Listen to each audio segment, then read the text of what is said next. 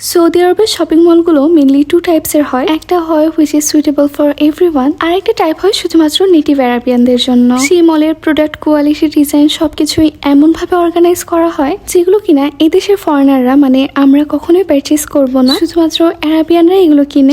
অনেক ক্ষেত্রে দেখা যায় শখের বসেও এক্সপার্টসরা ওদের সব থেকে কোনো ট্রেডিশনাল ড্রেস কিনে, বা টু বি অনেস্ট এটা খুবই রেয়ার হয়। শুধুমাত্র সৌদি আরব না, গালফ কান্ট্রির প্রত্যেকটা দেশেই দেখা যায় এভাবে করে শপিং মলগুলো অর্গানাইজ করা হয় দুই ভাবে।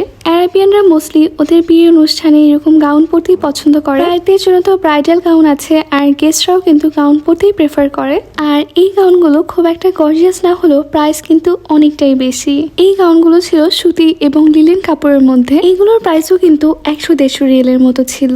আবার যদি একটু গর্জিয়াস গাউনের কথা বলি তাহলে কিন্তু প্রাইসটাও অনেকটাই বেড়ে যাবে। কিছু গাউন দেখতে খুব ভালো লাগছিল, ডিজাইনগুলো খুব সুন্দর, আর সত্যি কথা বলতে এগুলো তো আমাদের বাংলাদেশে কিংবা সৌদি আরবে কখনোই পরা হবে না। এই জন্য আর কি বললাম, এগুলো কিন্তু ইউজুয়ালি আমাদের কেনাকাটা করা হয় না। লাস্টে আবার কিছু ব্রাইডাল গাউনও দেখলাম, সাদা কালো বিভিন্ন কালারের গাউন অ্যাভেলেবেল ছিল। ব্রাইডাল গাউন হিসেবে এগুলো দেখতে খুবই সুন্দর লাগছিল, আর আউটলেটে দেখার চাইতে আসলে সামনাসামনি পরার পর দেখতে আরো বেশি ভালো লাগে। নর্মাল গাউনগুলো তেমন ভালো না লাগলেও ব্রাইডাল গাউনগুলো কিন্তু আমাদের কাছে অনেক ভালো লেগেছে।